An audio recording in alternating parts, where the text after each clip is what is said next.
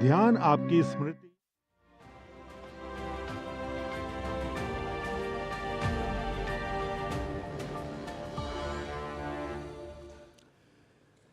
नमस्कार, स्वागत है आपका डीडी न्यूज में। आपके साथ मैं हूं गौरव श्रीवास्तव और आप देख रहे हैं हमारा खास कार्यक्रम चर्चा में आज बात कर रहे हैं हम रिन्यूएबल एनर्जी यानी कि नवीकरणीय ऊर्जा को लेकर, जिसने 11 सालों में बेमिसाल उपलब्धियां हासिल की हैं। साथ ही आगे का रोड मैप भी रखा गया है कि कैसे और बड़ी उपलब्धियां हासिल करने के लिए तत्परता के साथ भारत रिन्यूएबल एनर्जी में आगे बढ़ रहा है और भविष्य में किन नीतियों के जरिए दुनिया में भारत का परचम और बुलंद होने वाला है। तो आइए आज हम आपको बताते हैं कि तमाम महत्वपूर्ण बातें जो रिन्यूएबल एनर्जी की सफलता और उसके द्वारा स्थापित किए गए कीर्तिमान को चरितार्थ करती हैं। तो चलिए शुरुआत करते हैं इस खास कार्यक्रम की।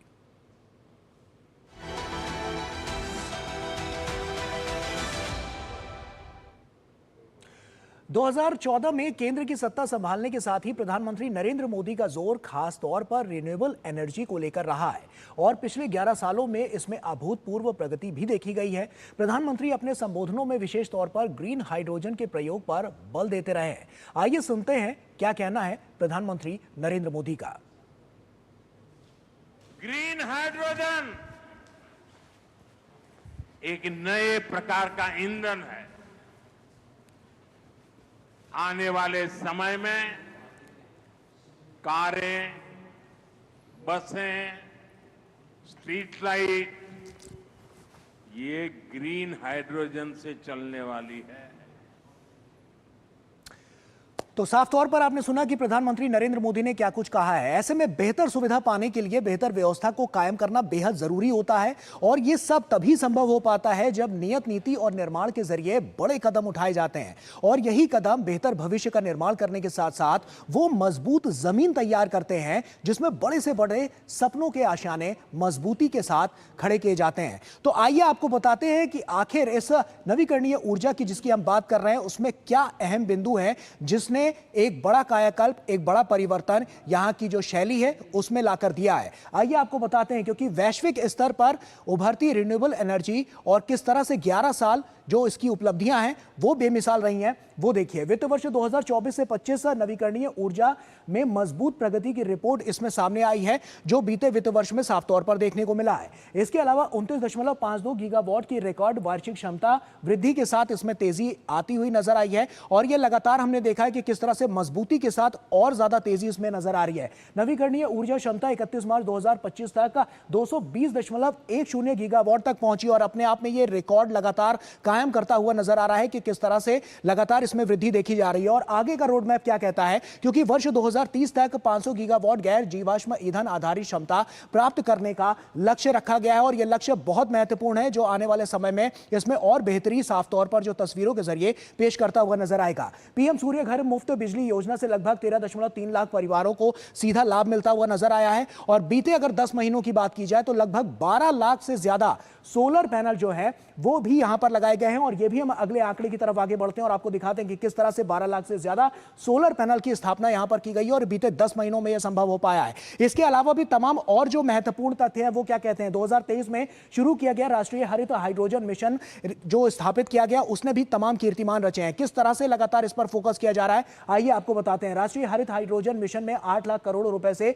अधिक निवेश के साथ इसकी शुरुआत की गई और आप समझिए एक बड़ा फंड यहां पर इसको जारी किया गया। और उसके अलावा हाइड्रोजन ऊर्जा में विश्व के अग्रणी देश के रूप में भारत स्थापित किया जा रहा है और यह साफ तौर पर एक बड़े मुकाम की ओर अंदेशा दे रहा है, क्योंकि हमने देखा है वैश्विक स्तर पर जो भारत का परचम है वो लगातार बढ़ता हुआ नजर आया है। इसके अलावा कुछ और भी आंकड़े आपके सामने रखते हैं कि राष्ट्रीय हरित हाइड्रोजन मिशन आखिर क्या है, इसको भी समझिए। जनवरी 2023 में राष्ट्रीय हरित हाइड्रोजन मिशन इसकी शुरुआत की गई और शुरुआत के बाद ही लगातार हमने देखा है कि इसने तेजी पकड़ी हुई है। भारत को हाइड्रोजन आधारित अर्थव्यवस्था की ओर ले जाना इसका उद्देश्य रखा गया है और किस तरह से इसमें तमाम पैरामीटर्स रखे गए ये अपने आप में इस वानगी को सेट करते हुए दिखाते हैं कि हरित हाइड्रोजन उत्पादन भंडारण अवसंरचना के लिए स्वदेशी तकनीक के विकल्प पर खास फोकस किया गया, खास जोर दिया गया और यह सब कुछ तभी यहां पर मुमकिन होता हुआ नजर आ रहा है। स्वच्छ ऊर्जा स्रोत के रूप में हाइड्रोजन को बढ़ावा देना यह इसका लक्ष्य निर्धारित किया गया था और इसी के तहत यहां पर काम करते हुए आगे की जो प्रणाली है उसको रखी जा रही है। इसके अलावा भारत को हरित हाइड्रोजन उत्पादन और निर्यात में विश्व के अग्रणी देश के रूप में स्थापित करना, यह लक्ष्य निर्धारित किया गया है और इसी लक्ष्य को और मुमकिन बनाने के लिए लगातार इसमें आगे बढ़ते हुए नजर आ रहा है। सतत विकास को लेकर अगर बात करें तो उसमें भी यहां पर बढ़ावा मिलता हुआ नजर आया है और जीवाश्म ईंधन पर निर्भरता कम करने पर साफ तौर पर जोर रहा है और यही जोर जो रहा है वो कहीं ना कहीं एक विकसित भारत की कड़ी में और तेज गति से आगे बढ़ता हुआ उसको न्यूट्रलाइज करता हुआ नजर आ रहा है। 2030 तक हरित हाइड्रोजन क्षमता 5 मिलियन मीट्रिक टन तक पहुंचने की उम्मीद साफ तौर पर जताई गई है और इस पर लगातार काम यहां पर करता हुआ नजर आया है। इसके अलावा जो हम देखते हैं रोजगार को लेकर जब बात होती है तो 6 लाख नौकरियों के पैदा होने की यहां पर उम्मीद जताई गई है और बीते भी कुछ वर्षों में हमने देखा है कि किस तरह से जो लोगों को नौकरियां मिली है, रोजगार मिला है और इसके जरिए लगातार जो और डेवलपमेंट है या जो और विकास की जो गाथा है वो लिखने में कारगर साबित हुआ है और इसी के लिए आगे तमाम इसमें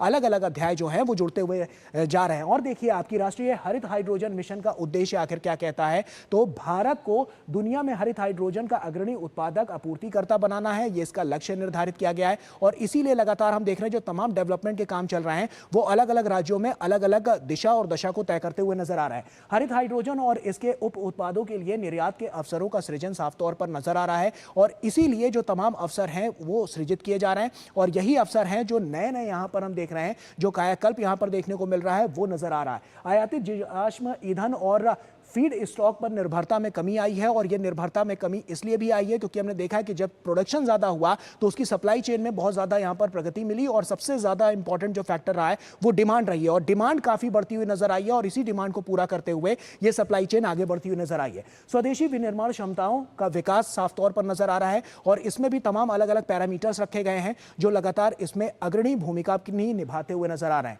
उद्योग जगत के लिए निवेश और व्यवसायिक अवसरों को आकर्षित करना उसका उद्देश्य है और इसीलिए हमने देखा है कि बीते कुछ वर्षों में और जब से इसकी शुरुआत हुई तब से लेकर लगातार इसमें साफ तौर पर बड़े परिवर्तन किए गए, बड़े लेवल पर इस पर मार्जिन सेट किया गया और वही रेशियो आज नजर आ रहा है जो लगातार इन आंकड़ों को और ज्यादा बढ़ाता हुआ नजर आ रहा है और जो संकल्प लिया गया है उस लक्ष्य तक पहुंचने का, उस लक्ष्य तक पहुंचने के लिए भी बहुत कारगर साबित हो रहा है। इसके अलावा अब हम आपको दिखाते हैं कि किस तरह से जो तमाम राज्य है वो किस तरह से अपनी अपनी गति को यहां पर आगे पेश करते हुए नजर आ रहे हैं। तो आइए अब आपको दिखाते हैं, ये कुछ आंकड़े आपके सामने रखते हैं और ये वो आंकड़े हैं जो इसकी क्षमता को यानी रिन्यूएबल एनर्जी की क्षमता को आगे बढ़ाने वाले जो राज्य हैं वो ये हैं। इसमें प्रमुख राज्यों की अगर हम बात करें तो आप देखिए राजस्थान है, गुजरात है, तमिलनाडु और कर्नाटक है और किस तरह से ये काम करते हुए नजर आ रहे हैं। और राजस्थान की अगर बात करें तो जो बीता वित्त वर्ष है उसमें कितना तेज गति से इसने काम किया और ये जो आंकड़े निकलकर सामने आए ये अपने आप में इस मार्जिन को दिखा रहे हैं कि 29.98 गीगावाट यहां पर राजस्थान में इसकी जो उपलब्धता है वो देखी गई और यही उपलब्धि है जो आने वाले समय में और ज्यादा नजर आएगी। इसके अलावा गुजरात की अगर हम बात कर ले 29.52 गीगावाट यहां पर नजर आया है। तमिलनाडु की बात कर रहे हैं तो 23.70 गीगावाट की यहां पर जो खपत है वो नजर आई है और कर्नाटक की अगर हम बात करें तो 22.37 गीगावाट की यहां पर खपत नजर आई है। और ये तमाम ऐसे पैरामीटर्स हैं जो आप आंकड़ों के जरिए समझ सकते हैं। ये टॉप अगर हम 4 की बात करें तो ये राज्य यहां पर नजर आते हैं और ये राज्य लगातार हम देख रहे हैं कि जो और ज्यादा इसमें अग्रणी भूमिका अपनी निभाते हुए नजर आते हैं क्योंकि 2030 तक का जो संकल्प रखा गया है 500 गीगावाट का, वहां तक पहुंचाने के लिए ये तमाम राज्य तो हैं ही। इसके अलावा भी जो तमाम अलग अलग राज्य हैं वो अपने स्तर पर इसको और ज्यादा बढ़ावा देते हुए नजर आ रहे हैं और इसका और ज्यादा सशक्तिकरण करते हुए नजर आ रहे हैं जो मजबूती के साथ भारत को और साफ तौर पर हम जैसा कि देख रहे हैं नवीकरणीय ऊर्जा को किस तरह से वैश्विक पटल पर एक बहुत बड़ा एक मार्केट सेट करते हुए नजर आ रहे हैं जिस पर अब भारत वैश्विक स्तर पर एक बहुत बड़ी व्यवस्था स्थापित करता हुआ नजर आ रहा है। आइए इसी पर चर्चा करते हैं। प्रतीक अग्रवाल हमारे साथ जुड़ रहे हैं जो कि संस्थापक हैं solar 91 clean tech private limited के। आपका बहुत बहुत स्वागत है प्रतीक जी। और इसी के साथ हमारे साथ शुभमोई भट्टाचार्य जी भी जुड़ रहे हैं जो कि सीनियर इकोनॉमिस्ट हैं। आपका भी बहुत बहुत स्वागत है। सबसे पहले प्रतीक जी, जिस तरह से अभी मौजूदा हालात हैं और साफ तौर पर स्थितियां हैं वो साफ तौर पर इन 11 सालों को व्यवस्थित ढंग से दिखा रही हैं कि किस तरह से नीति और नियत रही जिसकी वजह से ये निर्माण हो पाया है। आने वाले समय में क्या कुछ होने वाला है और किस तरह से बीते या जो साल रहे हैं उसमें किस तरह से ये बड़ा माइलस्टोन सेट करता हुआ नजर आता है, क्या लगता है आपको और कैसे देखते हैं इसे? गौरव जी, अगर हम बात करें 2015 की तो जहां हम रिन्यूएबल एनर्जी के क्षेत्र में 39 गीगावाट पे बैठे हुए थे, आज हम 232 गीगावाट अचीव कर चुके हैं और ओनली सोलर एनर्जी के क्षेत्र में हम 5 गीगावाट से 105 गीगावाट 108 गीगावाट पे पहुंच चुके हैं, क्योंकि एक 500% से प्लस की ग्रोथ दिखाई गई है। आगे हम हमारा जो टारगेट है 2030 तक 500 गीगावाट के हम रिन्यूएबल एनर्जी की जो क्षमता है उस तक पहुंचना चाहते हैं। तो उसके लिए solar, wind, green hydrogen, battery integrated solutions, इन सब के साथ मिलके हम 2030 तक 500 गीगावाट भी अचीव कर पाएंगे।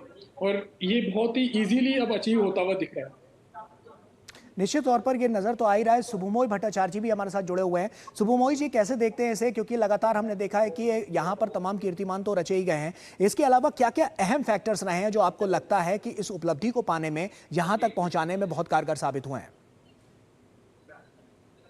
ग्रीन हाइड्रोजन एक ऐसा चीज है जिसमें भारत चोटी के पोजीशन में पहुंचना चाहते हैं। और जैसा आपने कहा, हमारा 2030 का हमारा लक्ष्य है करीब 5 मिलियन मेट्रिक टन्स का प्रोडक्शन।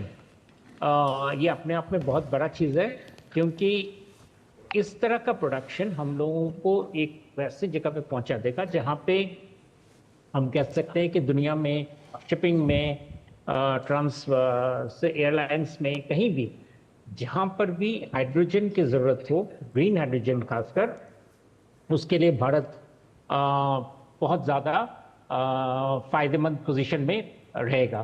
क्योंकि ग्रीन हाइड्रोजन की क्योंकि वैसे ही हाइड्रोजन इंडिया में अच्छा बनता है ऑयल रिफाइनरीज वगैरह के थ्रू से, लेकिन वो ग्रे हाइड्रोजन होता है। ग्रीन हाइड्रोजन जो कि सौर ऊर्जा से बनता है, उसकी अपनी पहुंच और अपनी पहचान है, और वो खासकर उन सेक्टर्स के लिए बहुत जरूरी है जिस सेक्टर में हम रिन्यूएबल एनर्जी से सोलर पावर या विंड पावर, उसके जरिए हम काम नहीं कर सकते। वहां पे और ज्यादा हीट की जरूरत है, और उस लेवल का हीट पहुंचाने के लिए हाइड्रोजन का बहुत जरूरी एक रोल बन जाता है। तो आप देखेंगे, बहुत हैरानी की चीज है कि भारत, अभी से कुछ सालों पहले तक हम बात करते थे कि भारत एनर्जी सेक्टर में इंपोर्ट, आयात पर हम लोग निर्भर थे, और हम अभी उसके निर्यात पर हम उसके तरफ आगे चल रहे हैं। और ये एक बहुत बड़ा transition, and not only transition है, साथ में आप देखेंगे कि इसके चलते हमारा जो कैपेसिटी, हमारा जो इन्वेस्टमेंट आएगा वो करीब, और मैं यहाँ पे एडीबी का फिगर कोट कर रहा हूँ, करीब 34 बिलियन का हम लोग इन्वेस्टमेंट की बात करें, $34 बिलियन जी, ये बहुत बड़ा चीज है। $34 बिलियन का इन्वेस्टमेंट। लेकिन शुभमोई जी, आपको क्या लगता है कि जिस तरह से जो खपत है, क्या उसके लिए ये अमाउंट जो आप बता रहे हैं, जो फिगर आप यहाँ पर रख रहे हैं, वो क्या बहुत कारगर साबित होगा? क्योंकि हमने देखा है कि एक बड़ा अमाउंट भी लग रहा है, और आज की डेट में डिमांड सबसे ज्यादा बढ़ गई है, और इसीलिए सप्लाई चेन को और ज्यादा मजबूत किया गया है। हाइड्रोजन एक ऐसा चीज है जिसकी प्रोडक्शन के साथ साथ नए तरीके का इस्तेमाल का जरिया बन रहा है।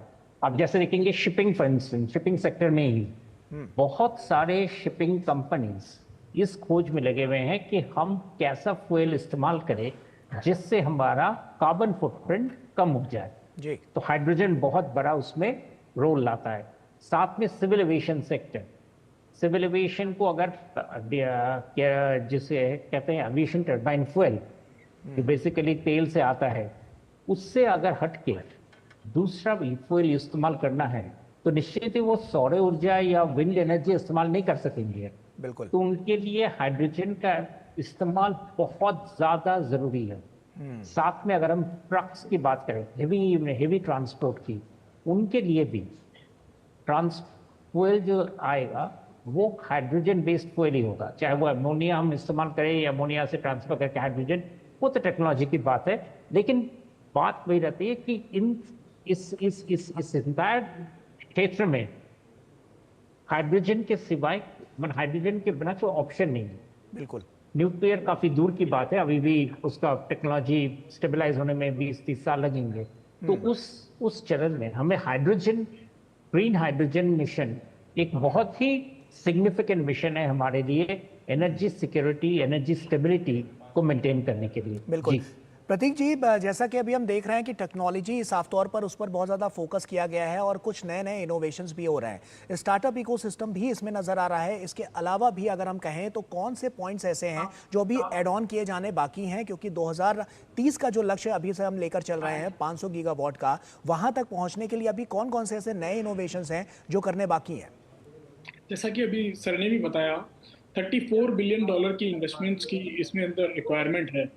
तो इसको अचीव करने के लिए सबसे पहले फाइनेंसिंग के ऊपर काम करना बहुत ज़रूरी है।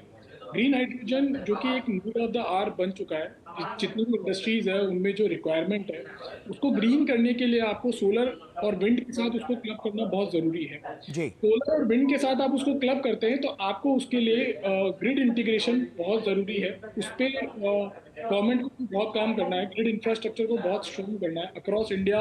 हमें एक ग्रिड कनेक्टिविटी लेवल और जहाँ पे हम पावर को फीड कर सकें, जिससे कि वो डिफरेंट डिफरेंट जगह पे ग्रीन हाइड्रोजन प्लांट्स में यूज हो सके, उस लेवल पे काम करना है।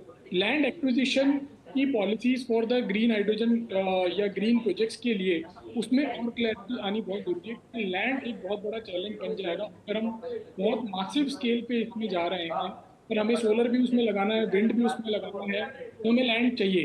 तो वो लैंड एक्विजिशन के लिए भी गवर्नमेंट को पॉलिसीज बनानी पड़ेगी। स्टार्टअप्स को बहुत जरूरी है कि वो इस फील्ड की तरफ आए, कॉलेजेस इसको प्रमोट करें, इसके ऊपर एक प्रोग्राम्स रखें, इसके ऊपर सिलेबस रखें, इस पे टेक्निकल पूरा परफॉर्मेंस बनाएं ताकि स्टूडेंट्स इसको पढ़ के इसके अंदर एम्प्लॉयमेंट, डायरेक्ट एम्प्लॉयमेंट आ सके, ताकि कंपनीज को डायरेक्टली थोड़े से स्किल्ड मैन पावर मिल सके, किसी भी वो डायरेक्टली फील्ड में एक्सपोज हो सके काम कर। आज के डेट में सबसे बड़ी ये एक बहुत बड़ी प्रॉब्लम है कि इस सेक्टर के स्किल्ड मैन पावर मिलना ही बहुत बड़ा एक चैलेंज हो जाता है। तो बिल्कुल। बहुत बड़ा स्कोप है, इसमें काफ़ी स्टार्टअप्स काम कर रहे हैं, काफ़ी और नए आ रहे हैं।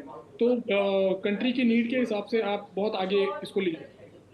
निश्चित तौर पर प्रतीक जी, ये तमाम अहम पॉइंट्स हैं और लगातार हम देख रहे हैं कि इस पर और ज़्यादा फोकस किया जा रहा है, क्योंकि जो लक्ष्य निर्धारित किया गया है वहां तक पहुंचने के लिए ये आने वाले समय में इसमें तमाम ऐसे पैरामीटर्स जो रखे जा रहे हैं और मजबूती के साथ आगे बढ़ते हुए नजर आ रहे हैं और लगातार यही कहीं ना कहीं नए आयाम स्थापित करते हुए नजर आएंगे जो उस लक्ष्य तक पहुँचने में काफ़ी मददगार साबित होंगे। एक छोटा सा ब्रेक यहाँ पर ले रहे हैं, आप बने रहिए हमारे साथ और जल्द हाजिर होते हैं, उसके बाद इस चर्चा को जारी रखेंगे।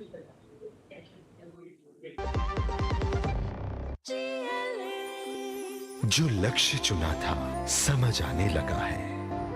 GLA यूनिवर्सिटी, उच्च लक्ष्यों की निश्चित प्राप्ति। मेरी पसंद, मेरी पसंद, मेरी पसंद, मेरी पसंद, हमारी पसंद, हम सबकी पसंद। मजबूत देश का मजबूत सरिया हो गया स्टील।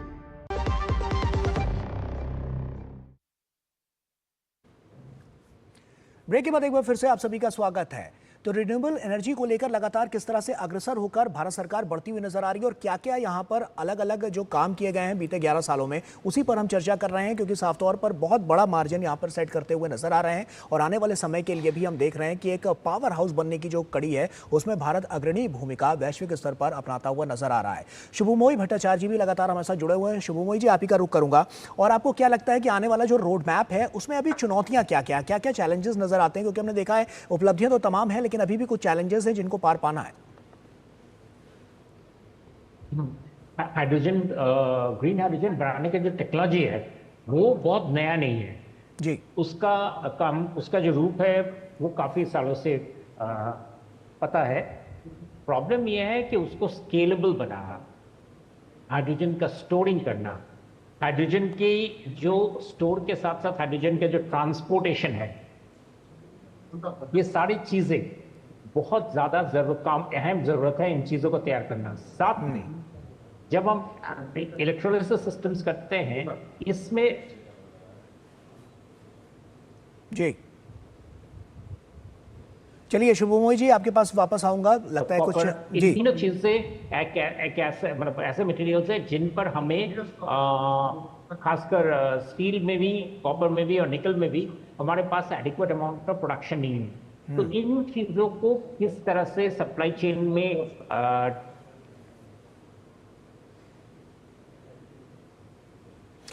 चलिए ठीक है बना सके ताकि इन चीजों को हम यूज कर सके, वो बहुत जरूरी है जी। बिल्कुल शुभमोई जी, आपके पास वापस आऊंगा और प्रतीक अग्रवाल लगातार हमारे साथ जुड़े हुए हैं। प्रतीक जी, किस तरह से अभी हम देख रहे हैं, क्योंकि लगातार हमने 11 सालों का तो ये पूरा जो सिनेरियो है वो तो हमने देखा, दर्शकों तक भी पहुंचाया कि क्या क्या अहम कड़ियां इसमें रही हैं और क्या क्या कुछ नया इनोवेशन यहाँ पर देखने को मिल रहा है, क्योंकि साफ तौर पर हमने देखा है कि उस लक्ष्य को निर्धारित तो किया गया है, वहां तक पहुंचने के लिए अभी और कितना जो बल है वो देना पड़ेगा, क्योंकि साफ तौर पर अभी जो है वो सप्लाई चेन भी और ज़्यादा स्ट्रॉन्ग की गई है। तो ऐसे में आपको क्या लगता है, क्या क्या नए इनोवेशन है, क्या क्या नई टेक्नोलॉजी यहाँ पर यूज़ की जा रही है जिसकी वजह से उस लक्ष्य तक पहुँचने में आसानी होगी? गौरव जी, मुझे ऐसा लगता है कि इंटीग्रेटेड मैन्युफैक्चरिंग हब्स बनाने चाहिए इंडिया को अलग अलग स्टेट्स में, जहाँ पे सभी कंपोनेंट्स की, जो कि ग्रीन हाइड्रोजन, सोलर और रिन्यूएबल एनर्जी के रिलेटेड जितने भी मैन्युफैक्चरिंग है, प्लस उनकी जो एंसिलरी यूनिट्स है, उनका एक इंडस्ट्रियल पार्क्स बनाए जाने चाहिए, ताकि सभी फैसिलिटी, सभी कंपोनेंट्स हर मैन्युफैक्चरर को इजीली अवेलेबल हो पाएँ। उसकी वजह से आप ये मान के चलिए बहुत सारे एंटरप्रेन्योर्स उसके अंदर आ पाएंगे। एक बहुत बड़ी एम्प्लॉयमेंट को क्रिएट करने की जो हमारी कोशिश है उसको किया जा सकेगा और कंट्री की इकोनॉमी को भी एक उससे बहुत बूम मिलेगा। अभी सबसे बड़ी प्रॉब्लम यही हो रही है कि कहीं सोलर मॉड्यूल बन रहे हैं, उसके ग्लास कहीं और बन रहे हैं, सेल कहीं और बन रहे हैं, आपस में एक दूसरे का कोऑर्डिनेशन नहीं है। बैटरी मैन्युफैक्चरिंग अलग जगह हो रही है, उनका कोऑर्डिनेशन नहीं है। लोगों को रॉ मटेरियल आपस में लेने में बहुत बड़ी प्रॉब्लम। जब ये सब कुछ एक जगह इंटीग्रेटेड प्लेस पे आपको मिलेगा, एक इंडस्ट्रियल पार्क्स इनके बन जाएंगे, तो इसकी कॉस्ट को भी आप बहुत ऑप्टिमाइज कर पाएंगे। उसको मासिव स्केल पे अडॉप्शन के लिए ये बहुत ज़रूरी है इस तरह के मॉडल को अपनाने की। अभी किस तरह से जो तमाम हम देख रहे हैं रिएक्शंस निकलकर सामने आ रहे हैं, क्योंकि इसमें तमाम हमने देखा है कि अलग अलग पैरामीटर सेट किए गए हैं। अभी आपको क्या लग रहा है कि इस गोल को अचीव करने के लिए कितना समय और लग सकता है? ये गोल अचीवेबल है बाय 2030 अगर हम हर तरफ से, हर फ्रंट से काम करें। जैसे कि मैंने आपको प्रॉब्लम बताई, अगर हम फाइनेंसिंग के सॉल्यूशंस पे काम करें, अगर हम लैंड कनेक्टिविटी इश्यूज को सॉल्व करें, तो ये गोल 2030 तक हम अचीव कर सकते हैं। हमारे पास एम्पल अपॉर्चुनिटी है, हमारे पास सोलर एनर्जी है, विंड एनर्जी का सोर्स है, ग्रीन हाइड्रोजन के लिए हमारे पास टेक्नोलॉजी रेडी है।